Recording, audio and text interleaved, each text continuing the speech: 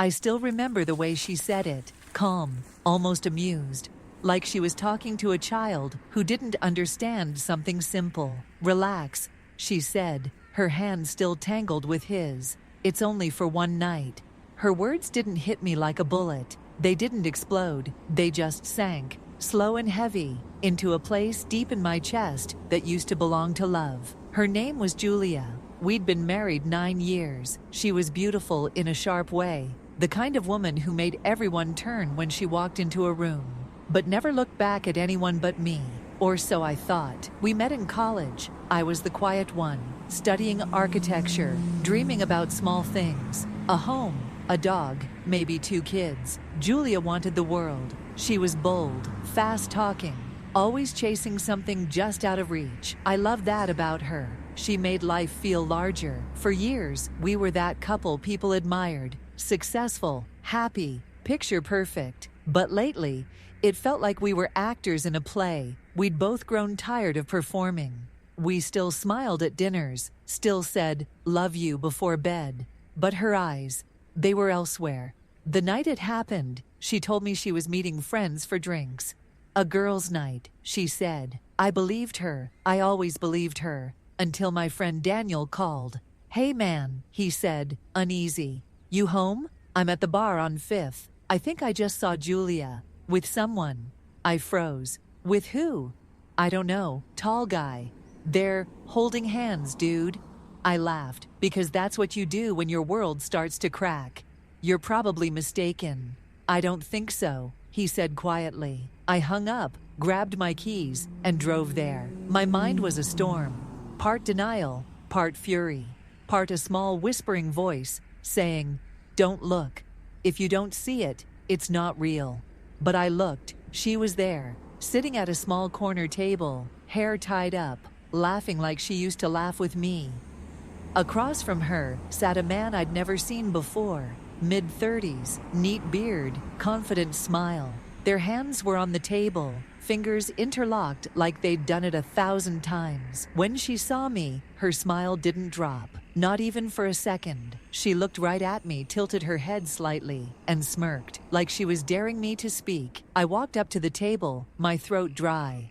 "Julia," I said, voice steady in a way that scared even me. She looked up at me with calm eyes, too calm, and said, "Relax, it's only for one night." The man chuckled softly, like this was all some kind of joke. I looked at him, then back at her. "What does that mean?" She sipped her wine. "I just need to feel something different. You wouldn't understand." That was the moment something in me cracked, but it didn't break. It just went quiet. I didn't yell. I didn't make a scene. I just nodded, turned around, and left. When I got home, I sat on the edge of the bed, still warm from her perfume. The clock ticked past midnight, then 1, then 2.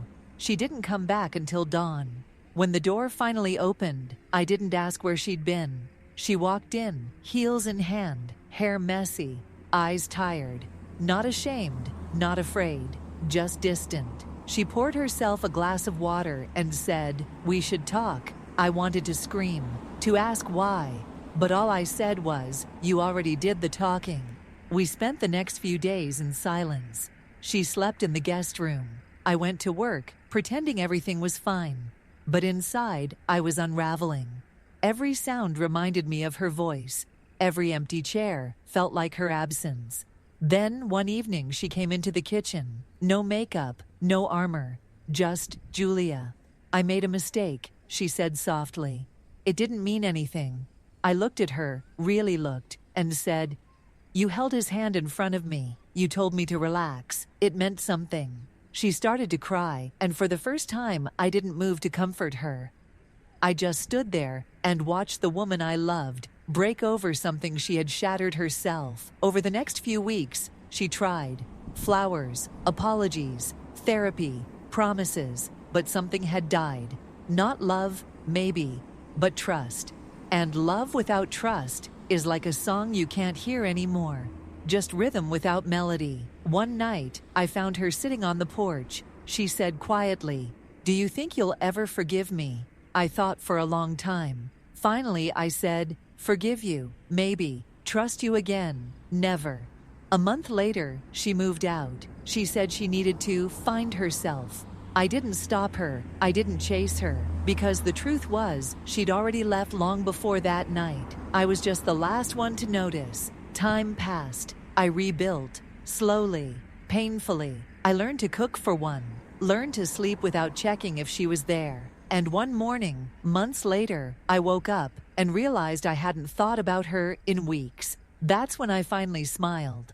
Not out of happiness, but out of peace. A year later, I saw her by accident at a coffee shop downtown. She looked older, quieter. She smiled when she saw me. "I miss you," she said. I nodded. "I miss who we used to be." Then I turned and walked away. Not angry, not bitter, just done. Because sometimes the cruelest part of betrayal isn't the act itself. It's realizing the person you loved was never who you thought they were. And when she said, "Relax, it's only for one night," she was wrong. It wasn't just one night. It was the night that ended everything.